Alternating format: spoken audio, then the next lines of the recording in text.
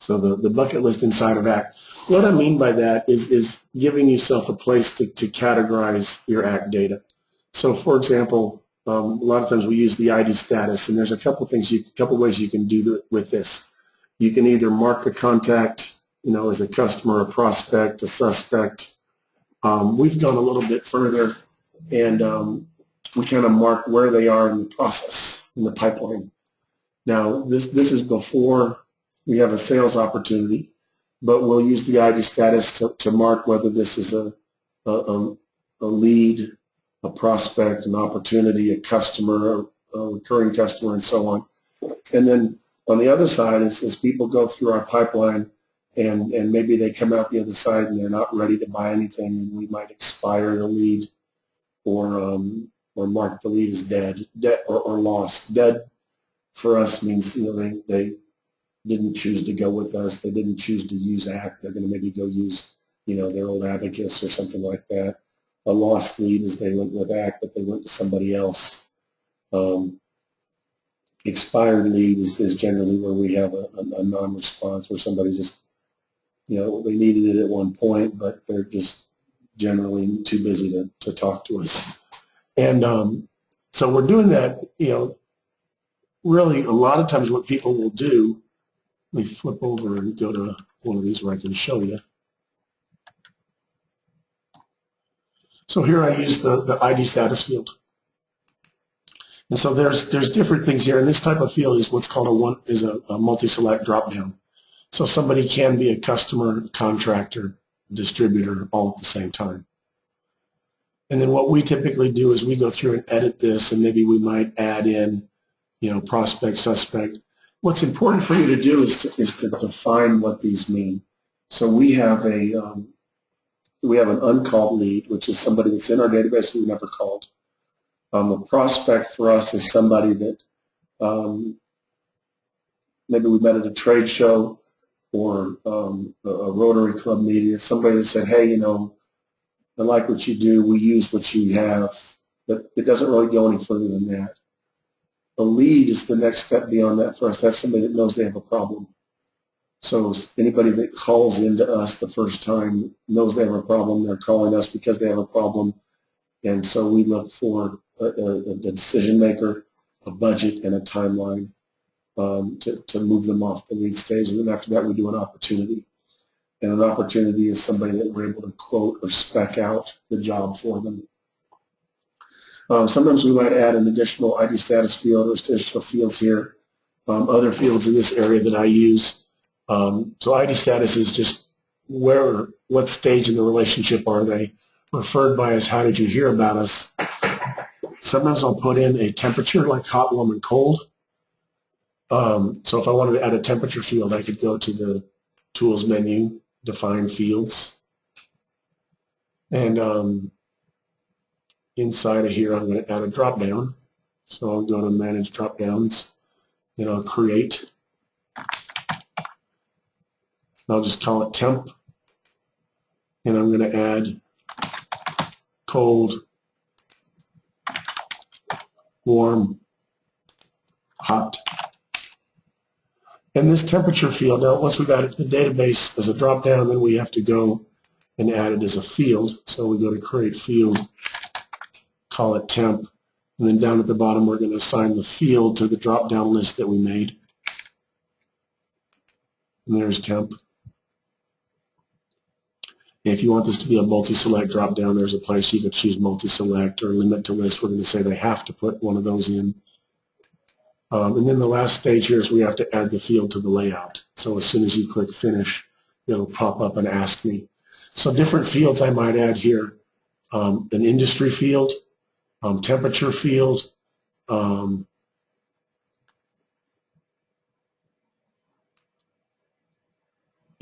of those. And really what these are going to be designed to do, we go to Yes to edit the layout. But what these are going to be designed to do is help me categorize people and gauge the stage of the relationships. One of our folks puts a communication style field here. Here I'm going to just go and make a new field, put it right below that one. and go find the temp field. There it is, add it in. Might go prettied up just a little bit and then save it.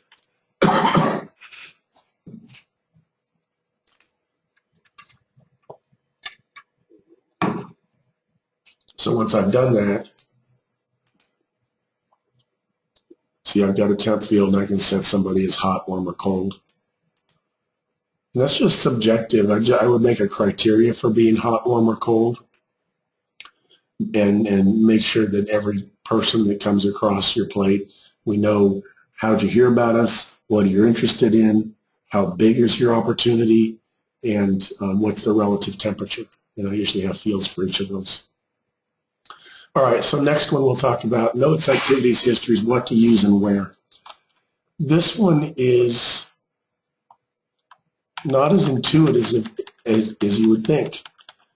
And the reason I wanted to add this in here, you see we've got activities, we've got histories, we've got notes. Let me talk about what each of those are and what you should do. So first thing we do is if I find somebody, let's say Jonathan calls, just go look up that person's name. There he is. There's Jonathan Summer. And now I've got notes, history, and opportunities. In Acts 6.0, notes, history, activities. In Acts 6.0, notes, histories were combined, and so you could use either or. People use them interchangeably. And so what people were doing with notes is they were journaling. Jonathan called today. We talked about a deal that's supposed to close next September. He wanted me to follow up in July and talk to his boss, Susie, about the deal that's worth about $15,000. That's journaling.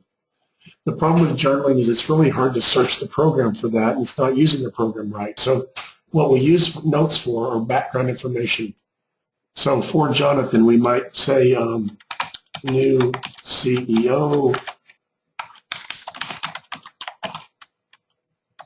getting MBA on weekends, has an IT background.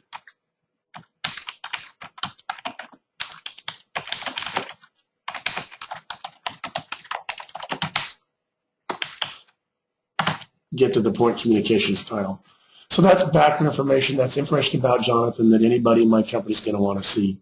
It has nothing to do with the phone call that we just made. It just kind of summarizes who the guy is.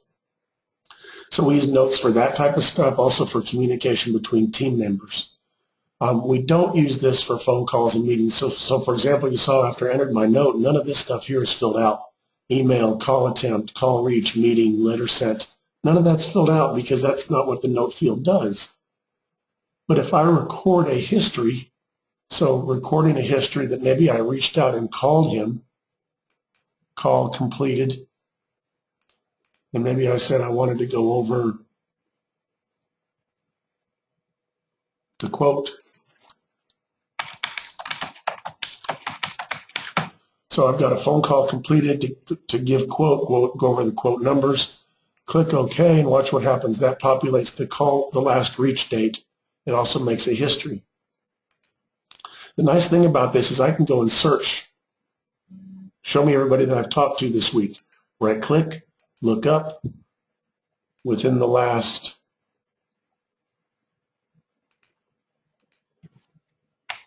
7 days.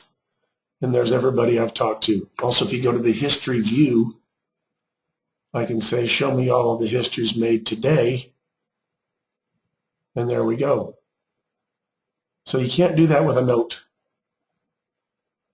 If I try to call them, if I email them, if I have a meeting, if I make a phone call, all of those have fields that we can populate. So use histories for that. The last thing is activities. Activities are things which I will schedule in the future that have not yet been completed. So if Jonathan says, hey, give me a call in 2 weeks, I would click the call button. I would schedule 2 weeks from now, which is going to be April the 14th. And I might say follow up on quote.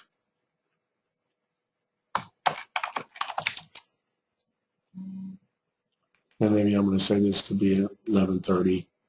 Click OK. So now you see this activity is on my task list. It's also on my calendar. And what's important, let's go look at our task list. It's important that once we've done something, we clear it. So let's set this to be next month, and here's our activities for next month, and one of these, here's the one for Jonathan. So let's say 2 weeks have passed and I've done this. I want to go and clear it, which is going to take this activity. I'm going to put in my information. Good conversation. Click OK. And then that clears it off the activity list, makes it a history. And then we can go up from there. So important to use the 3 different tools, activities, notes, and histories in appropriate ways. All right, next one, blank contacts and why they happen. Let me show you this again. If I were to go to look up all contacts, you'll almost always see, if you sort by one or the other, you'll see something at the top. Okay? Usually these happen by somebody either hitting the insert key on the keyboard, and that makes a blank, brand new contact record, and they don't know what to do, or they didn't put anything in, and they do it again, maybe the contact menu, a new contact. It'll warn you, ACT will warn you when you make a duplicate, but it doesn't stop you from making a duplicate, and it's usually after you've already done it. So look at this, I've got contacts, all contacts. Now I've got a few of them. Now here's what's important.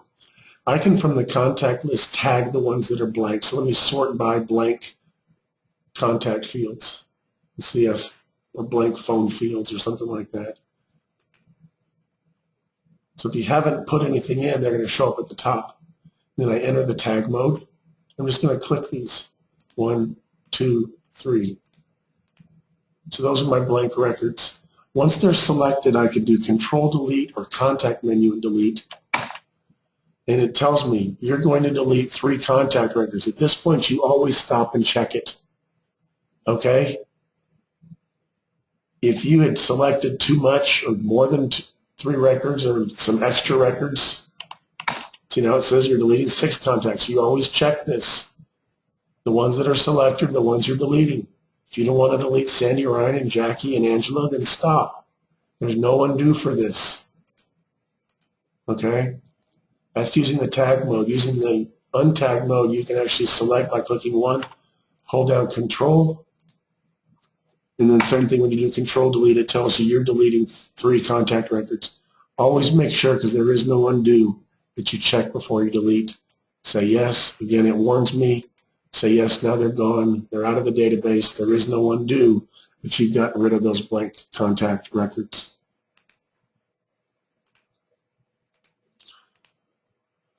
All right, ACT, Outlook, email. Let me talk about what that is, why it is, and what we do with it.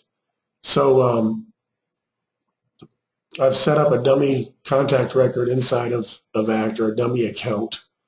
And I want to make a distinction. We're not talking about synchronizing contacts for calendar. That's a different subject. In terms of email, let's talk about how ACT handles emails going out and records a history. The first thing that's important to do is set the preferences for email.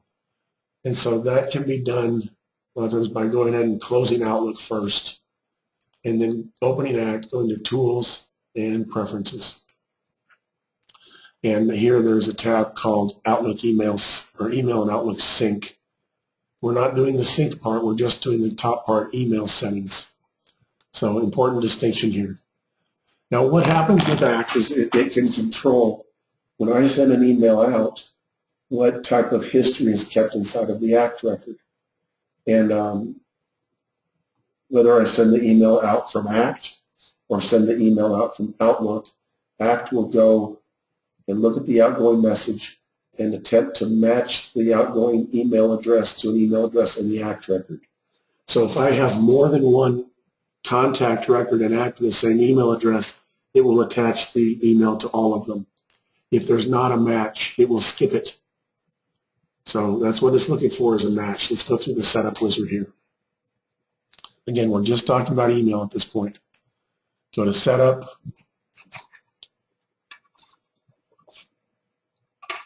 And it drops us into a wizard. Okay, the first thing we're going to do is we're going to tell it whether to use Outlook or Internet Mail. So ACT 6 has always had, beginning with ACT 6, we had Internet Mail Some people still use that. I highly recommend just using Outlook for that because there's more features there. So, ACT is a tool that works with Outlook. You certainly could use the internet mail, but there's just a lot less features and it's a little clunky. So I like to use Outlook. So we select the checkbox there, hit next. The next window here is it's asking me to specify up to 3 ACT databases to integrate with Outlook.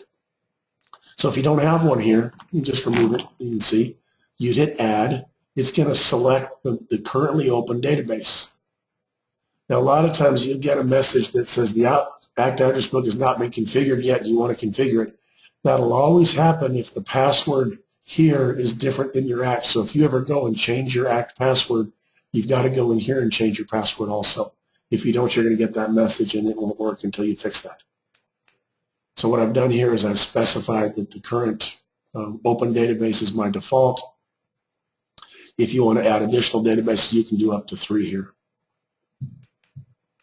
On the next window, this is saying what do we use for Outlook or email editor. Again, I always use Outlook. There's very few cases where I recommend using ACT email editor. So again, I just picked the default here. All right, so this is the important one. This is the type of message that is attached when you send an email out. You can make it private if you want, which I don't recommend because private, nobody else can see it but you. But here's my choices.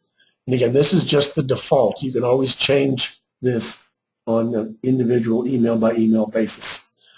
I can say default is that nothing gets attached, subject only, subject and message, or the subject, message, and all attachments. The last one, subject, message, and all attachments, is kind of helpful if I want to use the same email. So let's say I schedule a follow-up. I go open the history, I double-click that email, and it brings up the original email that I sent to them, and I can do a reply all and send again and say, hey, I was thinking about you, and it lets them remember, with all the attachments and the whole email, you can send it out again. The second one here, the ACT, is just making a plain text history of the contents of the email with the subject and the individual contents. Subject only just retains the subject, and again, none is none. So let's set this to all for now. We hit next. Next one is we can attach an email message to ACT as a history record, and again, you can choose what you want here.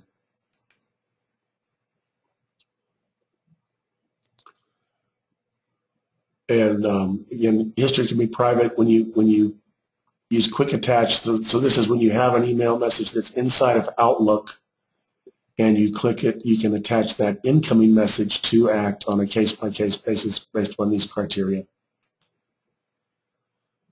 Okay, email invitations. So on this one, I usually tell people just to leave this off, but basically it will, or just do it in Outlook.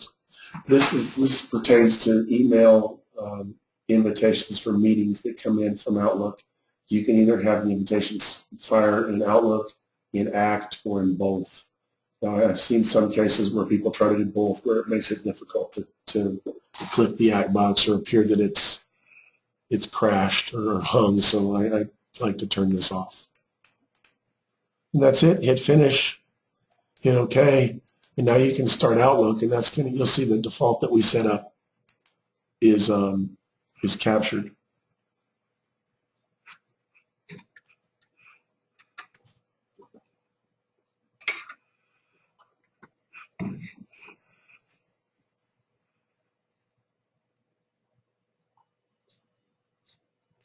But you do want to make sure your email accounts are set up before you do this.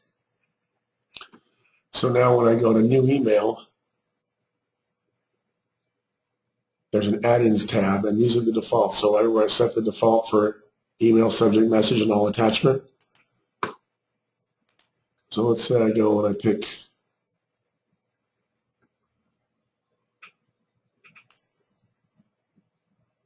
let's pick one of these that has an email address. Here's this one. And I'm going to go in and paste in the email address.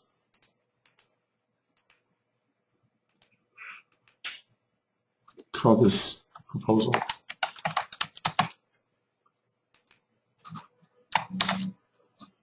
And then let's do attach a file.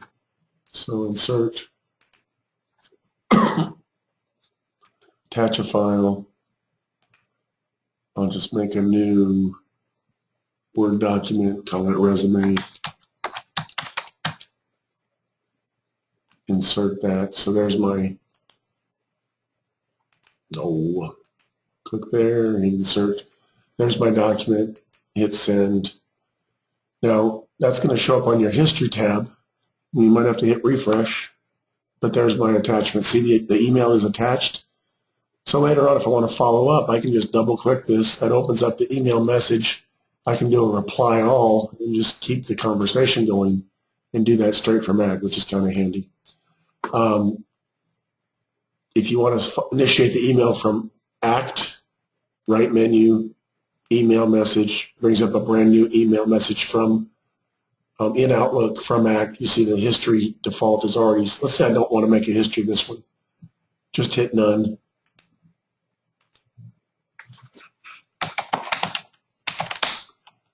Put no history, hit send. You won't see it there. Now incoming messages, I don't really have any here, but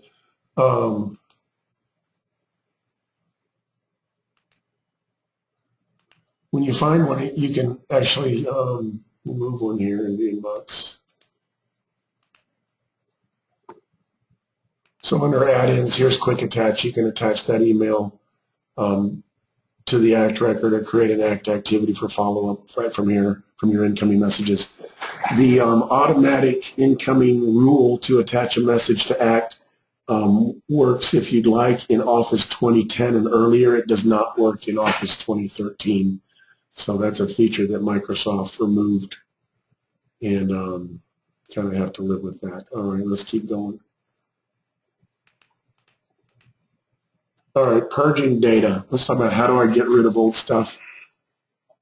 There's a couple of things that might contribute to kind of bloat in an ACT database. One is attachments. So you can certainly go into the attachments folder and delete some attachments, but also under the tools menu, under database maintenance, here's remove old data. And be careful, there's no undo for this. So one idea would be to make a backup copy, and then you can actually remove things. So you can actually choose to remove notes older than 60 days or histories older than 60 days. The one I typically would do is try to remove these cleared activities, and then you click OK, and it's going to go through there, warns you once, and then goes through and cleans that out. It's really a matter of personal preference. I rarely will clean out my old data. I want, I've had people call weeks and months later, and if you just delete contact records when you don't need them and delete old histories, you won't see what's going on. I've got some folks I can go back years and years with my history, but other folks, they've got compliance reasons where they might want to delete or move that out, and so that's an important way to do that. And then last step here is the chance to reindex the database at the end, which will optimize it for performance. So two things we can do there: delete attachments from deleting the attachments folder, deleting old data. Sometimes what I might do is find everybody that I have not talked to in a year or longer. So let's say I want to go and find people that last reach is greater than 2 years. Right click, look up last reach, say greater than or older than 700 days. So those people I've really not talked to in 2 years. If you wanted to, you can purge them out and delete them. Remember, there's no undo for that. One other trick that you could do is assign these. If you've got the premium, you can assign these to another user, and then basically go through and select them. And I might go to right-click, edit contact list, and make them private, for example, and then other people can't see them. Or you might make a team that's assigned to an inactive user and make them private where they can't see them. So there are some choices with that.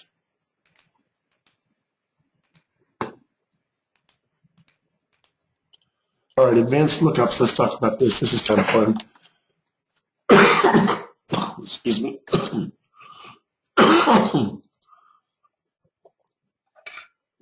So advanced lookups, if we go to the lookup menu and under contact activity, here's one we can do. Let's say we want to find everybody that's databases or data has changed in the last 6 days or 6 months. So here we can say, show me contacts that have not changed since, let's say, March 1st.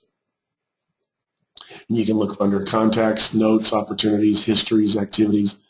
So let's say, show me everybody that hasn't changed at all since that.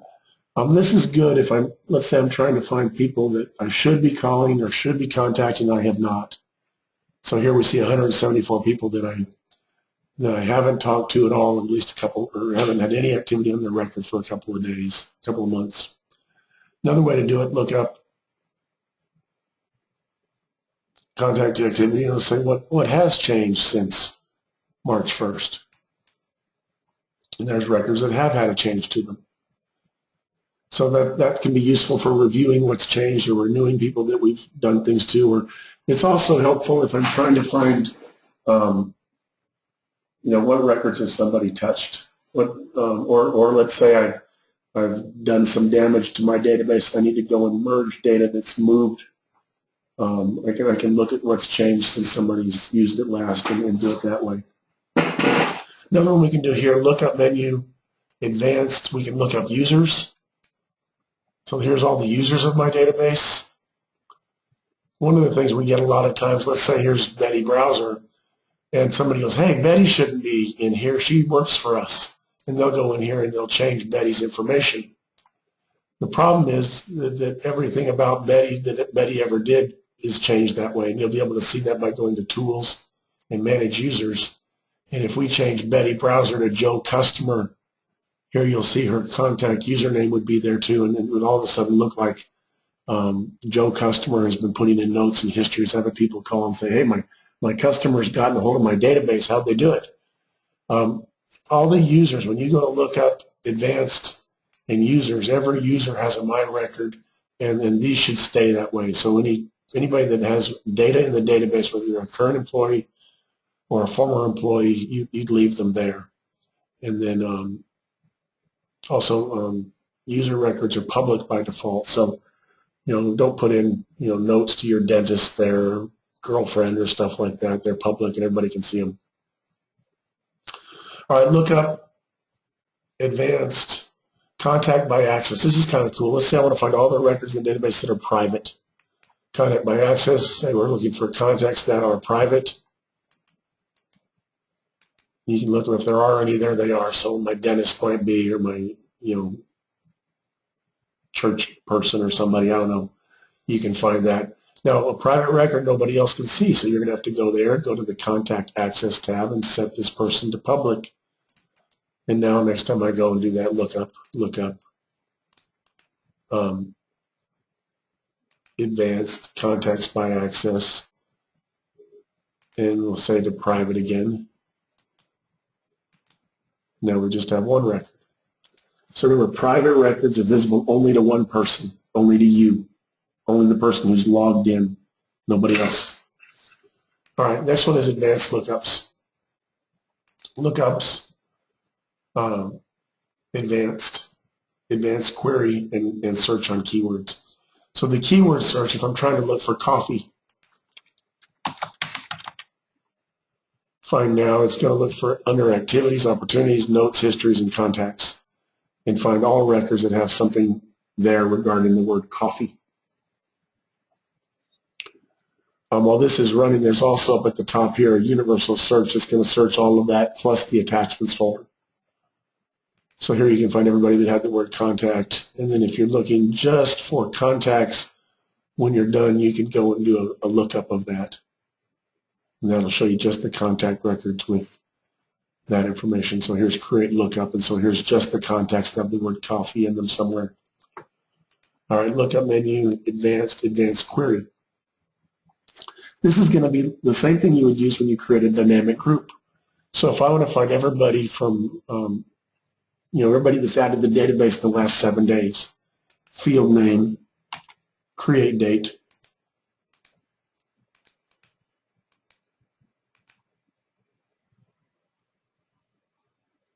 And then within the last 7 days, add to list.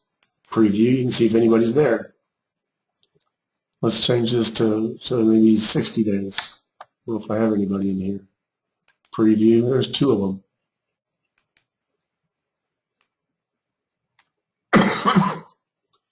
So I can save an advanced query.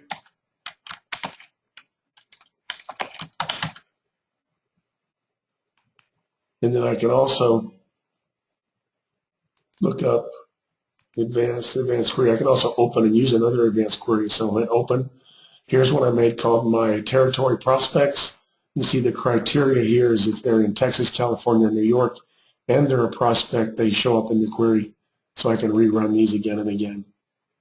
Cool thing about doing it that way is I can go to groups and make a dynamic group. Here's my territory. You see that the criteria for this, you actually can go hit edit criteria and open and bring open that query that you saved. And you can see that results in a dynamic group. All right, so dynamic groups, kind of showed you that just now. Let me show you that real quick. So dynamic groups, when we make groups, there's 2 types of groups. There's static groups and dynamic groups. A static group, let's go and find everybody, let's say that is invited to the holiday party. So in that case, I might want to go look up advanced and let's find everybody that we've worked with in the last year. So we do contact activity, and so if we had changed, we just want to find people that have a history or an activity in the last year. Okay, so typically we'll do this once a year. We'll look for everybody that we've talked to in our database. That narrows us. There's 181. Then I can go through here and put it in tag mode and say, okay, these guys are all going to get Christmas presents or Christmas cards or invited to the company party or something. They're not really based upon a criteria lookup selected. They're just people that I knew I wanted to invite. So what I want to do is save these as a static group. To do so, I go to lookup, groups, and save lookup as group.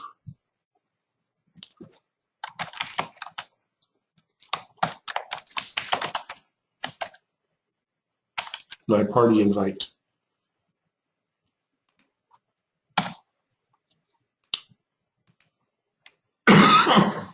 So you now look here, these contacts were made as static member of this group.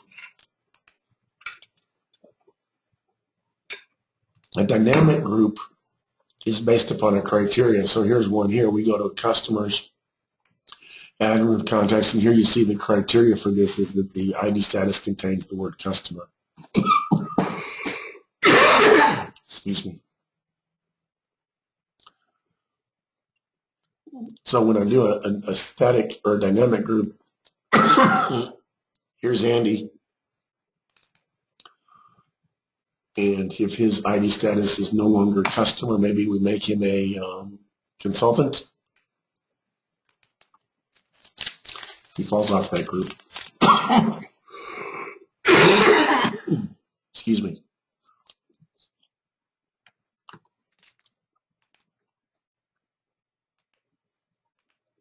All right, so that's dynamic groups. Copy move data.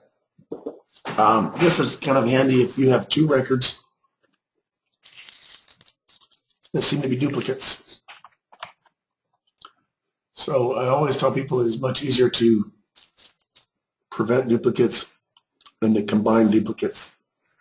If you do have a duplicate, there's a way to go through them one by one. It's under the Tools menu, and here's Scan for Duplicates. And based upon a criteria, you can change this.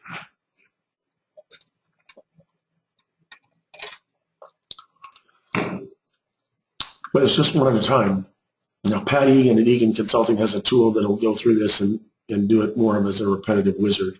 But for just moving some duplicates together, you can actually scan for them and look for those.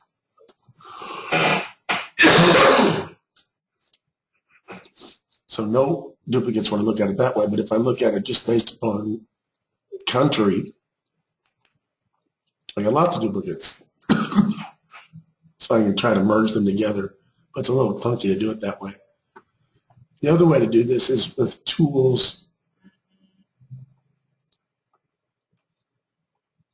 copy move data.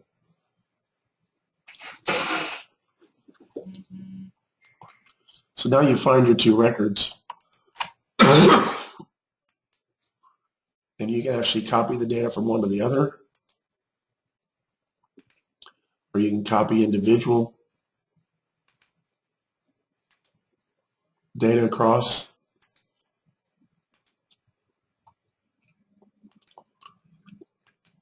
When you're done, you can copy notes and histories if you want. And you can choose to keep the original record if you want to. So that's a helpful tool. If you've actually accidentally let a duplicate happen, you can go and move stuff across to that way. It is far better, again, to prevent them. So what I usually tell people to do, if you're going to add somebody, go search ACT first and see if they're there. So let's look for Jonathan. Jonathan calls. Just see, oh, is he already in here? So if it's Jonathan Winters, you know, you can say, oh, he's not added yet. You can add him in. If they're already there, then you can start to work on them. But the problem we get a lot of times is people don't check first. They just go and add a contact. And ACT will actually warn them at the very end if they got it all in. It says, hey, this is a duplicate. Well, thanks a lot. You know, so better to prevent them than to try to merge them. But that's a cool feature if you've got to combine two records. All right, let's talk about sales opportunities for a bit. The reason I do this is let's go back to Jonathan here, Jonathan Jenkins. I use the contact record in ACT to manage or the relationships.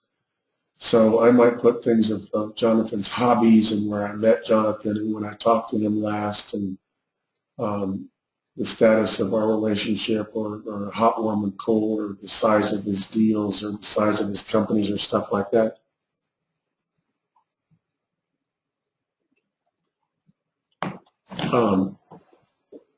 But once Jonathan comes and says, hey, I've got a deal for you. I've got a deal that's going to, maybe close in May, one that's going to close in September, and one that's going to close in January. Now I've got that one to many. So if your selling style or business opportunities, it's basically one deal per person, then you probably don't need to use sales opportunities. There's some reasons you might, but it's extra data to enter, and maybe it's not necessary. But if you do have different bits of information regarding the deal itself, then consider using opportunities. So once you find your contact, new menu, opportunity, you can make a new opportunity. So where we customize the contact screen about the person, we can customize the opportunity screen about the opportunity or the deal. And so here you can give the opportunity a name.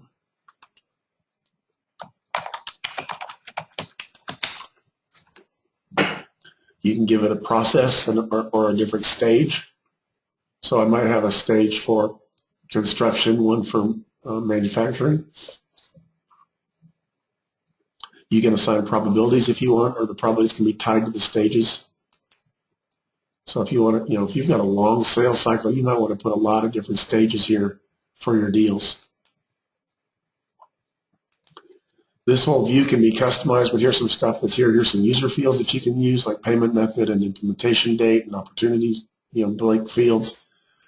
And then here's places for, who edited the opportunity last. Is it public or private? Here's a strategy tab. What's their pain? What are they currently using? What's your competition? What are the obstacles? And you just fill this out, for the whole deal. Now, if you look to the right, these gray fields, these are dollar fields. You see, I can't type in there because they're system fields that are calculated based upon these products and services. So in order to put in dollar amounts for your opportunity, you've got to go to products and services and basically create a new product or add a product and give it a quantity, and maybe you do a price on it. and a cost on it. And then that'll populate the top there. And so if you have multiple opportunities, you can or multiple products, you can total those up here to do that. Now, there's a real basic. If I go to opportunities, here's create quote. There's a basic quote template that you can use, and the only part you can customize about this really is the top and the bottom. You can't really customize the guts of it. If you do a lot of quoting, we recommend a product like QuoteWorks to do quotes. It's a bolt-on to ACT. Now here goes my opportunity.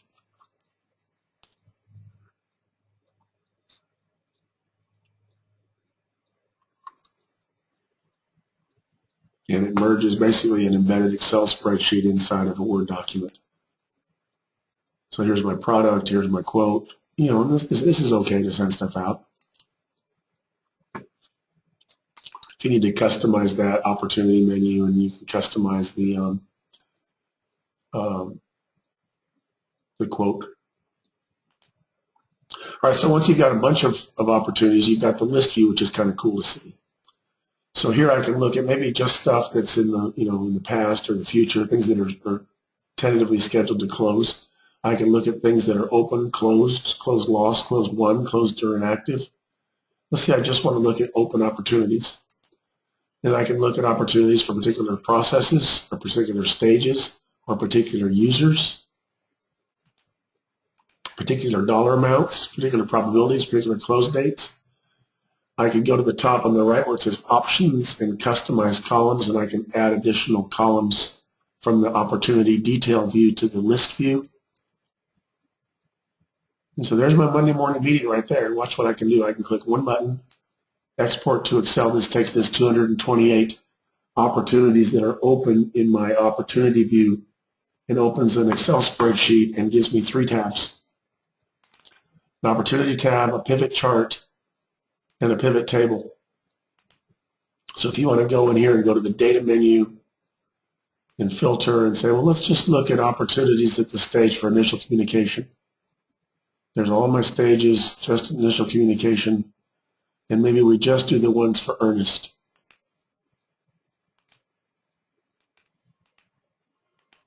So there I know all earnest pipeline at that particular stage. I can just select over that, look at the total. So it's real easy if they've been putting their data in ACT consistently to go in and kind of mine the data and see what's going on. So that's a real great reason for sales opportunities.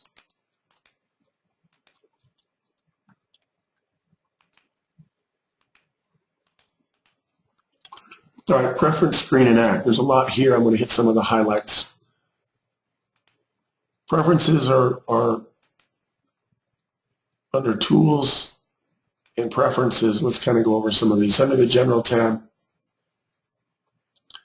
default locations for databases, defaults for citation. So, for example, the field here called citation, you can tell it to use the first name, the last name with the prefix.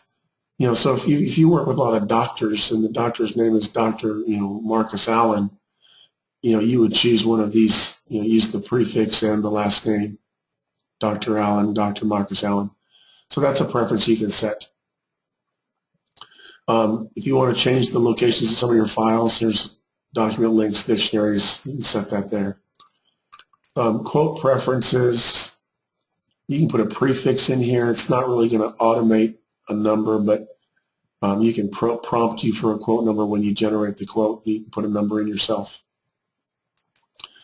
Colors and fonts. Now here's one thing I want to recommend or be careful of. Don't go in here and try to change the size to adjust for different monitor settings. Typically the monitor settings you would adjust under the display properties and fix that there, but you can, if you want, change the colors of the tabs. You can change some of the fonts. You can change the color scheme of the layout. Let's say I want to go to notes. I want to set the default font to a 10. I can do that here. So there's sample, and there's what you're going to get. The calendar and schedule. This is one that I use under scheduling preferences. I usually will take my phone calls and make them default and roll them over. Everything else I don't, but phone calls, if I miss you today, I might try you tomorrow. As long as we didn't have a meeting scheduled, I'll do that. But here you can set preferences for scheduling. In 17.1, they took the appointment, moved it down a bit to where I think the call is first. But you can define what the default priority is, whether there's an alarm when you make a new one, a duration, and what drop-downs to display. So if I change these drop-downs, and then I go hit a new phone call, see the drop-down pops right off the bat. I can kind of tab through it, and it brings up the next one. So it's kind of neat that the drop-down fields that you need pop up as soon as you fill out the previous one. That's kind of a neat feature.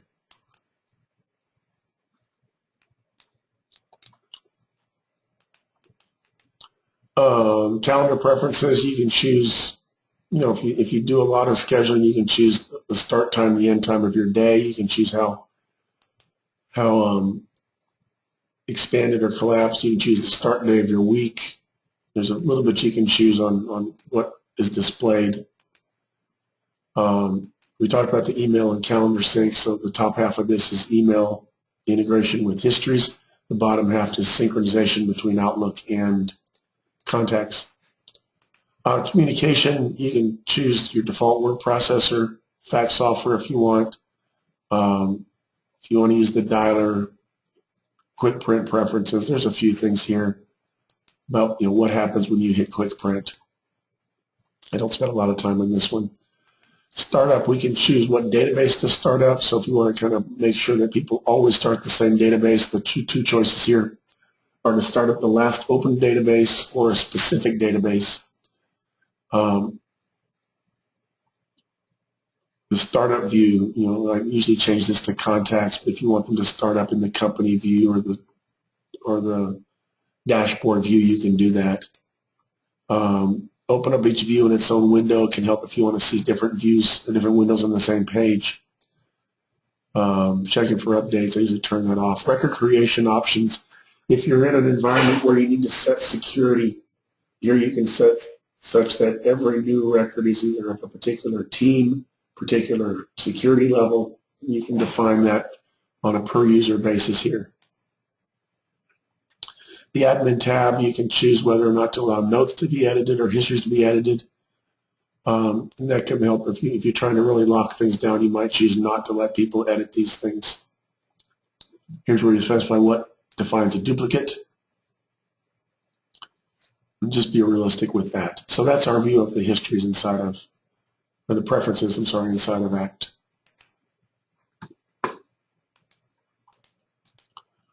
All right. I am done here. Let's take some questions if you'd like. That was our 10 in about 45, 50 minutes. If you'd like to put a question in, you can just type it into the window, and I'll be glad to try to expound upon anything you'd like.